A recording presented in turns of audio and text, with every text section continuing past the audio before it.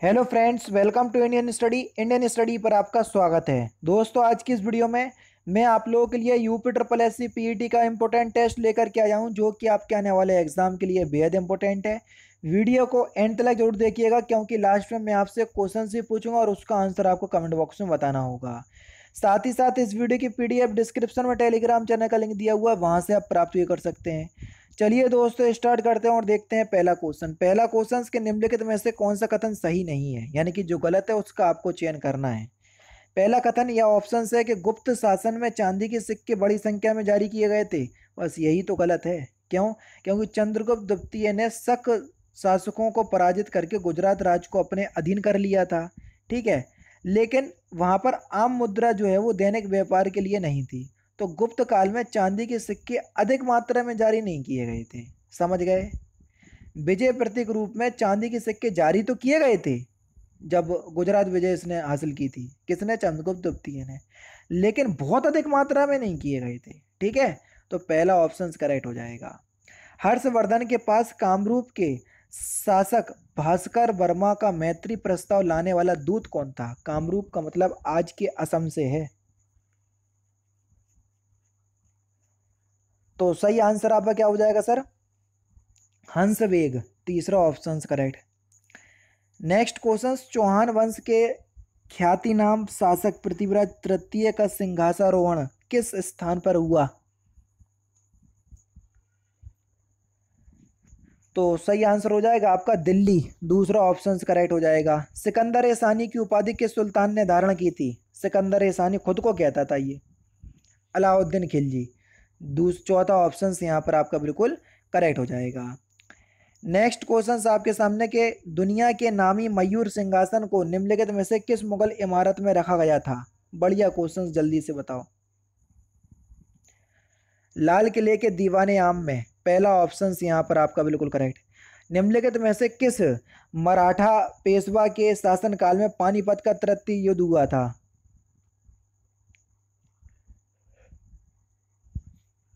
बालाजी बाजीराव। दूसरा option correct. निम्नलिखित में से किस संधि द्वारा अंग्रेजी ईस्ट इंडिया कंपनी को बंगाल, बिहार एवं उड़ीसा के दीवानी अधिकार प्राप्त हुए थे? इलाहाबाद की संधि के द्वारा। चौथा ऑप्शन यहाँ पर आपका बिल्कुल क्या हो जाएगा सर? करेक्ट हो जाएगा। ये सभी अधिकार जो है वो इलाहाबाद की संधि के द्वारा जो है वो प्राप्त हुए थे। और इलाहाबाद की संधि कब हुई थी? 1772 में, ध्यान रखना। निम्नलिखित विद्रोहियों में से अप्रैल 1859 में किसकी गिरफ्तारी में 1857 के विद्रोह की समाप्ति मानी जा सकती है? यानी किसकी गिरफ्तारी के बाद 1857 की जो क्रांति है वो लगभग समाप्ति हो गई थी? तात्या टोपे। पहला ऑप्शन यहाँ पर आपका बिल्कुल क्या हो जाएगा सर? करेक्ट हो जाएगा। ठीक है, नेक्स्ट क्वेश्चन आपके सामने। भारत में विदेशी पूंजी निवेश का प्रारंभ निम्नलिखित में से किस उद्योग में हुआ? तो ये रेलवे उद्योग में हुआ। तीसरा ऑप्शन करेक्ट। निम्नलिखित में से कौन हड़प नीति का कट्टर समर्थक था? डलहौजी। दूसरा ऑप्शन करेक्ट। भारतीय वन स्थिति रिपोर्ट 2021 के अनुसार देश के भौगोलिक क्षेत्र का कितने प्रतिशत वन क्षेत्र है? तो सही आंसर हो जाएगा आपका 21.71%। ये रिपोर्ट हर 2 साल में तैयार की जाती है, तो अभी लेटेस्ट 21 वाली ही है। ठीक है, अब नेक्स्ट 23 में आएगी। नहीं तो आप सोचो कि 21 की करंट अफेयर्स क्यों आ गई सर, है ना, इसलिए मैंने बता दिया। निम्नलिखित में से प्रकीर्ण बस्तियां कहाँ मिलती हैं? मध्यवर्ती ऑस्ट्रेलिया में। पहला ऑप्शन करेक्ट। वीडियो अच्छी लगी तो कम से कम 500 लाइक तक पहुंचाना। अब बाकी आपकी मर्जी है, इससे आगे नहीं बोलूँगा। भारत में शीतकाल में मानसून की दिशा क्या होती है? मानसून की बात हो रही है, वो भी शीतकाल में यानी कि सर्दियों में। तो ये उत्तर पूर्व से दक्षिण पश्चिम की ओर होती है। तीसरा ऑप्शन यहाँ पर आपका बिल्कुल करेक्ट है ना। पश्चिमी घाट पर पाई जाने वाली वनस्पतियों का प्रकार?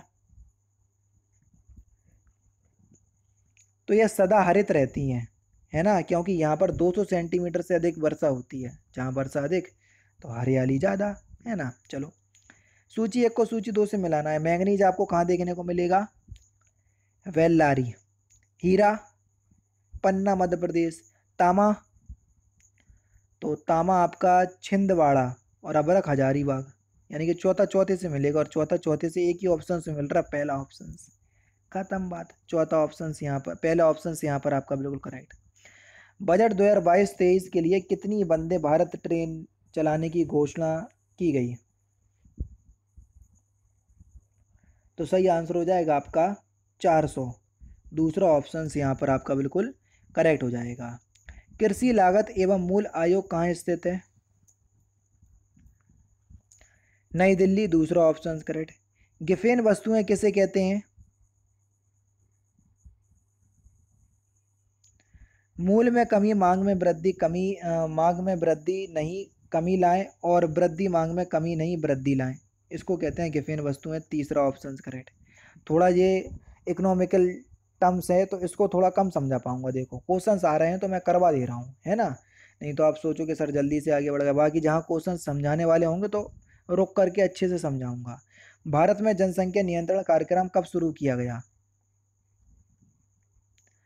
तो ये 1952 में शुरू किया गया, परिवार नियोजन कार्यक्रम, यानी कि जनसंख्या नियंत्रण कार्यक्रम 1952। ठीक है, यहाँ पर देख लीजिए, वो कह रहे हैं कि सुमेलित कीजिए व नीचे दिए गए कूट को सही पे उत्तर का सही चयन करना है। ठीक है, यहाँ पर आपको योजनाएं दी हुई है, उनके वर्ष दिए हुए हैं, आपको बताना है कि कौन सी योजना कब प्रारंभ की गई। बढ़िया क्वेश्चन से है ना, और ऐसे क्वेश्चन अगर आएंगे तो आप सोच रहे होंगे सर ये कैसे करेंगे हम, तो घबराने की ज़रूरत नहीं है। अटल पेंशन योजना ये 2015 में स्टार्ट हुई थी, पहला दूसरे से मिलेगा।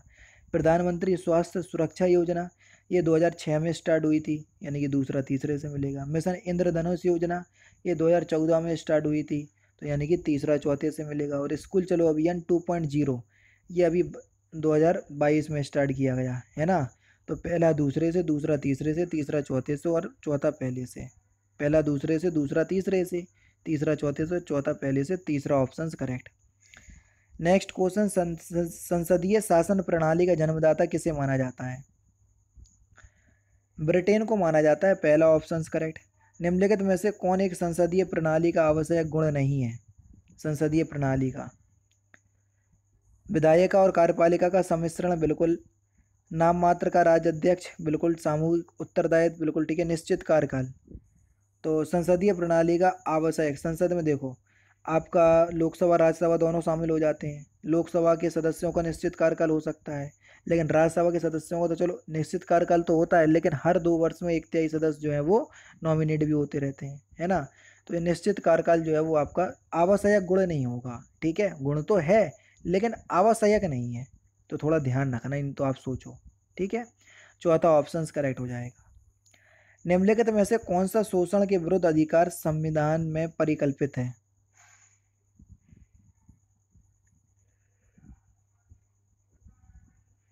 मानव देह व्यापार एवं बंधुआ मजदूरी का निषेध, पहला ऑप्शन यहाँ पर आपका बिल्कुल करेक्ट। मानव दुर्व्यापार पर नियंत्रण अनुच्छेद 23 में है, और बंधुआ मजदूरी वाला अनुच्छेद 24 में है, ठीक है, दोनों ही बता दिए। उच्चतम न्यायालय का स्थान दिल्ली में अथवा ऐसे अन्य स्थान होगा, ऐसा उच्चतम न्यायालय का स्थान दिल्ली में अथवा ऐसे अन्य स्थान होगा, ऐसा मुख्य न्यायाधीश राष्ट्रपति के अनुमोदन से कहता है, पहला ऑप्शन से यहाँ पर आपका बिल्कुल करेक्ट हो जाएगा, ठीक है। ये अनुच्छेद 130 में बोला गया है। निम्नलिखित में से किस कमेटी या आयोग ने स्थानीय वित्त आयोग बनाने की सलाह दी? बलवंत राय मेहता समिति, पहला ऑप्शन करेक्ट। जिप्सम का रासायनिक सूत्र क्या है? CaSO4.2H2O, दूसरा ऑप्शन करेक्ट। निम्नलिखित कथनों पर विचार कीजिए। चलिए भैया, कथनों पर जो है वो विचार करना है, ठीक है। वो जो कह रहा है, किसी वस्तु के प्रारंभिक बिंदु अथवा अंतिम बिंदु के बीच की दूरी न्यूनतम दूरी विस्थापन कहलाती है, बिल्कुल कहलाती है, पहला ठीक है। विस्थापन का मान कभी शून्य नहीं होता, क्यों नहीं होता? आप कार्य नहीं करो तो विस्थापन का मान शून्य है ना, तो पहला तो बिल्कुल सही है, लेकिन दूसरा गलत है, तो पहला यहाँ पर आपका बिल्कुल सही होगा। नेक्स्ट क्वेश्चन, किस विटामिन की कमी से वंध्यता उत्पन्न होती है? विटामिन ई की कमी से, है ना। दूसरा ऑप्शन यहाँ पर आपका बिल्कुल करेक्ट हो जाएगा, विटामिन ई की कमी से जनन क्षमता में कमी आ जाती है, ठीक है। पोडोसाइट्स कोशिकाएं पाई जाती हैं तो ये बोमेन संपिटों में पाई जाती हैं, पहला ऑप्शन करेक्ट। सार्स रोग का भाग जंतु है चमगादड़, पहला ऑप्शन बिल्कुल करेक्ट हो जाएगा। शिशिरतु संधि में शब्द में कौन सी संधि है शिशिरतु शब्द में? इसका जब संधि विकसित करोगे तो क्या होगा, शिशिर प्लस ऋतु, देखना शिशिर प्लस ऋतु। अब देखना री का नियम जो है ना, ये री का नियम ये गुण संधि में आता है, बस ज़्यादा फिर तुम दिमाग लगाओ ही नहीं कि इसका मेल करने से क्या बनेगा, बाकी सब छोड़ दो, री का नियम दिख जाए तो वो गुण संधि में आएगा। अवर शब्द का उचित विलोम शब्द क्या होगा, अवर का विलोम शब्द तो ये प्रवर होगा, दूसरा ऑप्शन बिल्कुल करेक्ट। सोम शब्द किसका पर्यायवाची शब्द है, अमृत का, पहला ऑप्शन करेक्ट। निम्नलिखित में से पुल्लिंग स्त्रीलिंग का कौन सा युग्म अशुद्ध है? मौसा का मौसी ठीक है, तपस्वी का तपस्विनी ठीक है, स्वामी का स्वामिनी ठीक है, गेंडा का गेंडी दिया हुआ है गलत, गेंडा का मादा गेंडा होता है, चौथा ऑप्शन करेक्ट। लास्ट क्वेश्चंस के निम्नलिखित में से किस विकल्प में वाक्यांश व उसके संबंधित शब्द अशुद्ध हैं? जो अशुद्ध है वही आपको चयन करना है। देखो बाकी चारों ऑप्शंस बता दे रहा हूँ मैं आपको, और इस क्वेश्चंस का आंसर आप मुझे कमेंट बॉक्स में बताएंगे। तो दोस्तों ये थे आपके इंपॉर्टेंट क्वेश्चंस जो कि आपके आने वाले exam UP triple S C PET के लिए बेहद इंपॉर्टेंट है। वीडियो अगर आपको अच्छी लगी तो प्लीज़ दोस्तों वीडियो को लाइक और शेयर जरूर कर दीजिएगा। मिलते हैं फिर नेक्स्ट क्लास में, नेक्स्ट सेशन में। जय हिंद, जय भारत।